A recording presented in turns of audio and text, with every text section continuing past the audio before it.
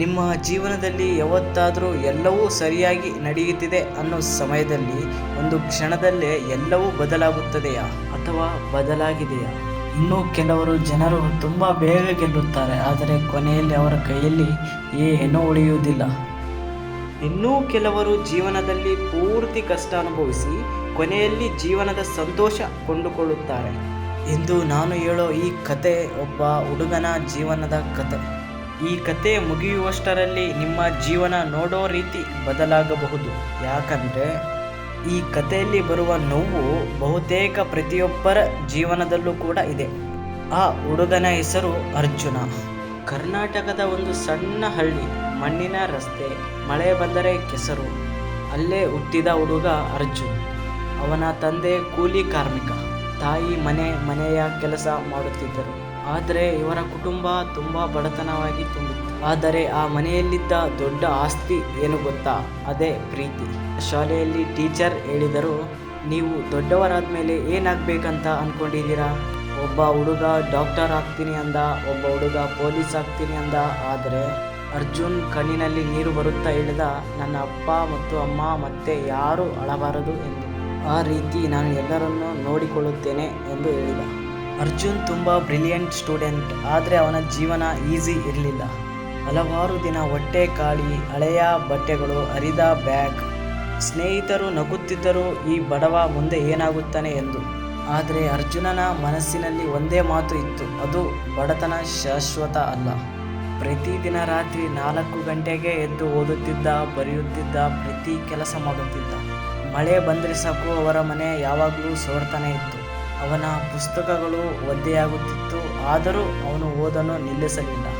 ಯಾಕಂದರೆ ಅವನಿಗೆ ಗೊತ್ತಿತ್ತು, ಮುಂದೆ ನಾನು ಜೀವನದಲ್ಲಿ ಏನಾದರೂ ಮಾಡೇ ಮಾಡ್ತೀನಿ ಎಂದು.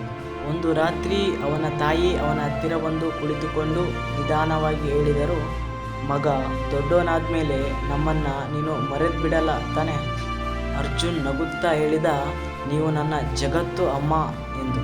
ಆ ಮಾತು ಕೇಳಿ ತಾಯಿ ತುಂಬ ಸಂತೋಷಪಟ್ಟರು. ಆದರೆ ಜೀವನ ಮುಂದೆ ಏನು ಮಾಡುತ್ತದೆ ಎಂದು ಯಾರಿಗೂ ಗೊತ್ತಿರಲಿಲ್ಲ. ಸೆಕೆಂಡ್ PUC ಮುಗಿದ ನಂತರ ಅರ್ಜುನ್ ಸಿಟಿಗೆ ಹೋದ. ಮೊದಲನೇ ದಿನ ಸಿಟಿ ನೋಡಿ ಶಾಕ್ ಆದ. ದೊಡ್ಡ ಬಿಲ್ಡಿಂಗ್ಸ್, ಫಾಸ್ಟ್ ಲೈಫ್, ಮನಿ, ಪವರ್. ಅವನಿಗೆ ಅನ್ನಿಸಿತು, ಇಲ್ಲಿ ದುಡ್ಡು ಇದ್ದವನೇ ಕಿಂಗ್ ಅಂತ. ಆ ದಿನದಿಂದ ಅವನು ಮಿಷಿನ್ ಥರ ಕೆಲಸ ಮಾಡಲು ಶುರು ಮಾಡಿದ. ಬೆಳಿಗ್ಗೆ ಕೆಲಸ ಮಾಡ್ತಿದ್ದ, ರಾತ್ರಿಯೆಲ್ಲ ಓದ್ತಿದ್ದ, ಸರಿಯಾಗಿ ನಿದ್ದೆ ಮಾಡ್ತಿರಲಿಲ್ಲ. ಆದರೂ ಅವನಿಗೆ ಒಂದೇ ಡ್ರೀಮ್, ಒಂದು ದಿನ ಸಕ್ಸಸ್ಫುಲ್ ಆಗಬೇಕು. ಕೆಲವು ವರ್ಷಗಳು ಕಳೆದು ಹೋದಂತೆ ಒಂದು ದೊಡ್ಡ ಕಂಪನಿಯಲ್ಲಿ ಇಂಟರ್ವ್ಯೂಗೆ ಹೋಗ್ತಾನೆ. ಅವನ ಕೈಗಳು ನಡುಗುತ್ತಿತ್ತು, ಹೃದಯ ಜೋರಾಗಿ ಬಡಿಯುತ್ತಿತ್ತು. ರಿಸಲ್ಟ್ ಬಂದಾಗ ಅವನು ಸೆಲೆಕ್ಟ್ ಆಗಿದ್ದ. ಆ ದಿನ ತಾಯಿ ಫೋನ್ನಲ್ಲಿ ಹೇಳುತ್ತಾರೆ, ನನ್ನ ಮಗ ಗೆದ್ಬಿಟ್ಟ, ಜೀವನ ಬದಲಾಯಿತು ಎಂದು. ಅರ್ಜುನ್ಗೆ ದೊಡ್ಡ ಸ್ಯಾಲರಿ, ಕಾರ್, ಲಕ್ಸುರೀಸ್ ಹೌಸ್ ಮತ್ತು ಎಲ್ಲ ಕಲೆಕ್ಷನ್ಸ್ ಎಲ್ಲವೂ ಬಂದಿತು. ಆದರೆ ನಿಧಾನವಾಗಿ ಒಂದು ಬದಲಾವಣೆ ಶುರುವಾಯಿತು. ಮೊದಲು ಮನೆಗೆ ಡೈಲಿ ಕಾಲ್ ಮಾಡ್ತಾ ಇದ್ದ, ಮಂತ್ಲಿ ಒಂದ್ಸರಿ ಮನೆಗೆ ಹೋಗಿ ಬರ್ತಾ ಇದ್ದ. ಕೆಲವು ದಿನಗಳ ನಂತರ ಫೋನ್ ಕೂಡ ಮಾಡ್ತಾ ಇರಲಿಲ್ಲ. ಕೆಲಸದಲ್ಲಿ ತುಂಬ ಬ್ಯುಸಿ ಆಗಿರ್ತಾ ಇದ್ದ. ಆಗ ತಾಯಿ ಕಾಲ್ ಮಾಡುತ್ತಾಳೆ, ಬ್ಯುಸಿ ಬರ್ತಾ ಇರುತ್ತೆ. ಹಳೆಯ ಸ್ನೇಹಿತರು ದೂರ ಆಗ್ತಾರೆ, ಹಳ್ಳಿ ಕೂಡ ದೂರ ಆಗುತ್ತೆ. ಅವನಿಗೆ ಈಗ ಸಕ್ಸಸ್ ಮಾತ್ರ ಕಾಣುತ್ತಿತ್ತು. ಒಂದು ರಾತ್ರಿ ಅರ್ಜುನ್ ಒಂಟಿಯಾಗಿ ಕುಂತಾಗ ಒಂದು ಖಾಲಿತನ ಅವನನ್ನು ಕಾಡುತ್ತದೆ. ಅರ್ಜುನ್ ಹತ್ರ ಹಣ ಇದ್ದರೂ ಸಂತೋಷ ಇರಲಿಲ್ಲ. ಒಂದು ದಿನ ರಾತ್ರಿ ಅರ್ಜುನ್ ಮೀಟಿಂಗ್ನಲ್ಲಿ ಇದ್ದಾಗ ಆ ಟೈಮಿನಲ್ಲಿ ಅವರ ಅಮ್ಮ ಫೋನ್ ಮಾಡಿದರು. ಆಗ ಅವನು ಅಮ್ಮನ ಕಾಲನ್ನು ಕಟ್ ಮಾಡುತ್ತಾನೆ. ಅರ್ಜುನ್ನ ತಾಯಿ ಮತ್ತೆ ಫೋನ್ ಮಾಡ್ತಾರೆ, ಆದರೆ ಅವನು ರಿಸೀವ್ ಮಾಡಲ್ಲ. ಸ್ವಲ್ಪ ಹೊತ್ತಿನ ನಂತರ ಅನ್ನೋನ್ ನಂಬರಿಂದ ಕಾಲ್ ಬರುತ್ತೆ. ಹಲೋ ಸರ್, ನಿಮ್ಮ ತಾಯಿಗೆ ಸೀರಿಯಸ್ ಆಗಿದೆ, ಬೇಗ ಬನ್ನಿ ಅಂತ.